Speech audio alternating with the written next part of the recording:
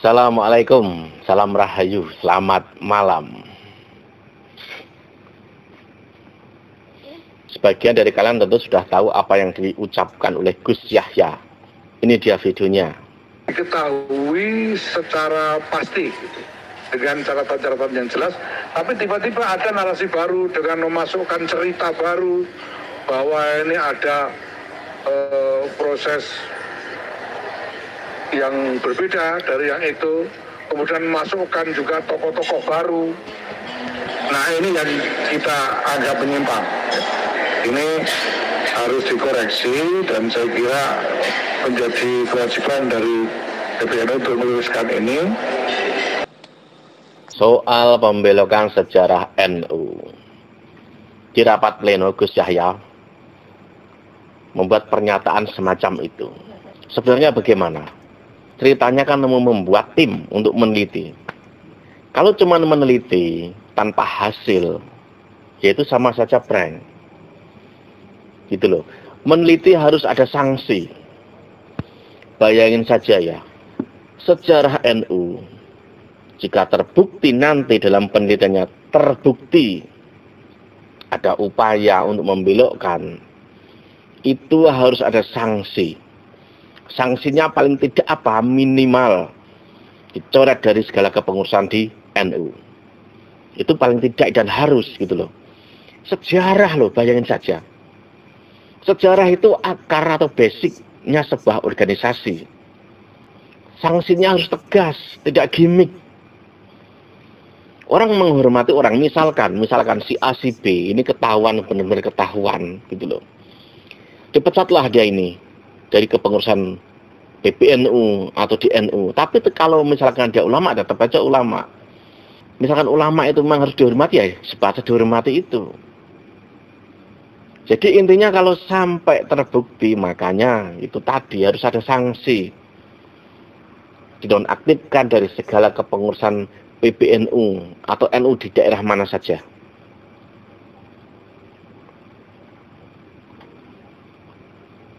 Perilaku semacam itu udah nggak mirip lagi, memang itu kejahatan gitu loh. Organisasi ini terbesar sedunia, kok sejarahnya dirubah? Bayangin saja, ini nggak emnya, ini perilaku yang sangat-sangat jahat jika itu terbukti. Makanya kalau Gus Yahya kamu membuat tim, itu harus tegas. Harus tegas. Orang dipecat dari kepengurusan, diberhentikan dari pengurus, itu bukan berarti nggak menghormati secara personal kok. Tetap dihormati misalnya karena ilmunya yang lain, dia punya ilmu A, B, C, D. Ya tetap dihormati. Tetapi karena sudah mencederai soal sejarah, maka harus dilengsarkan dari segala kepengurusan aktif di PBNU atau di NU cabang manapun. PCNU misalkan. Bahkan di lembaga-lembaga otonom juga nggak boleh. Bahkan di organisasi-organisasi otonom NU juga nggak boleh. Khusus kepengurusan loh ya. Nah ini dia gitu loh. Semua ini berawal dari adanya tesis. Nah ini sama saja secara nggak langsung Gus Yahya, pengurus PBNU, mengakui tesisnya Kiai Imad. Karena apa? Karena ada tesis ini pun terungkap. Kalau misalkan tidak diawali oleh tesis itu, mungkin hal ini tidak keangkat. Bahkan bisa dibilang orang tahu pun diam-diam saja. Makanya momennya tuh pas. Bahkan bukti bukunya misalkan ada, oke, diselidiki, diteliti. Ini loh, membuktikan tesis ini sesungguhnya diterima gitu loh. Cuman memang bahasanya agak beda, karena apa? Orang hidup itu kan banyak pemikiran. Banyak otak, banyak mata, banyak telinga. Jika misalkan Gus Yahya tahu hal ini dan memang tim itu dibentuk untuk meneliti, ya sekalian saja tesisnya juga sama, tesis soal nasab ini. Fadlul Masail misalkan. Atau kalau dibuat kajian dari PBNU resmi. Tesis ini gitu loh. Kalau ada yang bilang di sana ini tesis copy paste gimana sih gitu loh. Oh, kitabnya tuh ada kok. Justru kalau yang sudah dulu itu ada, itu nggak lengkap. Ini tuh lebih lengkap, jauh lebih lengkap. Beda gitu loh. Ini udah nyangkut banyak hal. Nyangkut nasab Alwi, bahkan nyangkut nasabnya Wali Songo. Kemana-mana ceritanya, sampai sejarah, sampai makam. Ini membuktikan imbasnya itu kemana-mana, dan ini suatu prestasi gitu loh. Harusnya PBNU mensupport, memberi penghargaan yang terutama berjuang di tesis ini, terutama Kiai Imadnya itu. Soalnya begini loh, kalau nggak kader NU yang menjaga NU, yang merawat NU, siapa lagi? Masa PBNU ingin memberi penghargaan, mensupport segala sesuatu itu yang dari non-NU? Karena kadernya NU ya harus bangga gitu loh. Harus bangga. Masa sih PBNU menghargai penemuan dari orang-orang HTI misalkan, FPI misalkan, Al-Irsyad misalkan, ya nggak klop lah. Karena ini kader NU lah, itu klop. Dan pas memang gitu loh. Apalagi soal banyak bukti kader-kader, bahkan kader NU juga kena dawir. Itu mukibin-mukibin yang sadar sangat-sangat banyak. Salah satunya ini nih, video ini. Ceritanya saya lagi itu masih begitu dah, masih apa ya? Ya namanya kita mah kaum percaya baik gitu, kagak ada ilmu gitu. Jadi ikut Habib itu juga kan taunya dari ini ya, dari internet gitu Gus.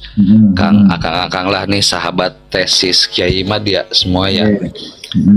Jadi saya mah akar rumput lah kalau kata Gus Fuad Leret ya, akar rumput. Jadi ya alhamdulillah saya itu pas tesisnya Kiai Imad itu yang masuk ke saya nih, maksudnya saya sependapat sama Kiai Imad itu karena dari akhlaknya aja Gus. Ya akhlaknya satu itu memang untuk minta tolong maaf itu nggak ada. Yang saya selama bersama beliau tuh membersamai beliau lah, karena memang pikiran saya kan waktu itu tahu dari internet lah ya. Wah, Habib itu kan juriah Rasulullah gitu kan, terus belum lagi dari YouTube dari channel maaf disensor ya, dari channel itu yang merah. Banyak video-video dari Balawi ya tentang keutamaan mencintai mereka lah gitu. Jadi pikiran saya tuh sebagai ya orang begitulah ya, yang bodoh lah gitu, percaya begitu aja berharap. Jadi kayak mindset atau pemikiran saya tuh, oh gitu, gitu. Nanti dapat syafaat lah apa gitu ya, keselamatan lah dunia akhirat, berkah lah gitu, untuk bukan buat saya sendiri Gus. Jadi saya lupa sumbernya gitu ya. Jadi untuk keluarga kita juga itu dapat keselamatan gitu. Jadi mungkin salah satunya muhibin yang akut berat itu ke situ kali ya. Kayak saya dulu gitu. Ya, saya juga mau cerita nih Gus. Waktu itu kan saya masih main sama Habib nih ya. Jadi ketemu Habib yang udah tua lah ya, maksudnya yang udah terkenal juga sih di Bekasi tuh. Cuma saya nggak enak nyebut namanya ya. Nggak usah ya. Nggak usah. Bekasi Tambun kan? Bekasi Tambun ya? Apa? Habibnya? Hah? Habibnya dari Bekasi Tambun ya? Rawakalong. Ah iya. Tukang gibul. Di beliau itu katanya, ini rambut gua aneh nih ya. Kok kayak gini sendiri, ini beda katanya gitu. Nah kebetulan tuh ada Habib juga kali ya, itu mau bayarin rambutnya dia tuh, rambutnya beliau tuh katanya, bayarin dah rambutnya katanya, bayarin berapa waktu itu 4 juta apa tuh rambut tuh mau dibeli. Ya emang maksudnya targetnya mereka itu yang kayak saya lah ya kali ya, yang mudah dibohongi lah gitu. Alhamdulillah saya dikasih cahayanya tesis Kiai Imaduddin Usman Al-Bantani, jadi saya tersadarkan gitu. Ini mengakui sendiri gitu loh. Bahkan dia kena dawir rambutnya seorang Ba'alwi harga 4 juta, bayangin saja. Iming-iming barokah, keramat dan lain sebagainya. Waduh, ini pembodohan gitu loh. Saat hal-hal itu ada secara terbuka, itu akan jadi lahan orang yang berpikiran jahat. Nah, ini aja rambut 4 juta. Ini loh, karena doktrin orang tuh sampai mau beli gitu loh. Tekniknya, acaranya aneka macam. Itu baru satu, masih banyak yang lain. Manfaatnya tuh banyak. Membebaskan orang-orang atau umat paling tidak itu dari pembodohan. Di negeri ini ya, banyak orang itu tertipu soal hal-hal yang berbau sesuatu yang susah diraba. Hal-hal begitu tuh ada, yang nyata tuh ada, saya percaya ada. Tetapi ternyata buktinya banyak oknum-oknum memainkan hal itu demi keuntungan dirinya, nasib gitu. Caranya tuh banyak. Itu tadi, kalau bukan orang NU, siapa lagi yang ikut merawat NU, menjaga NU? Ya kan, masa orang lain? Nggak mungkin gitu loh. Wassalam.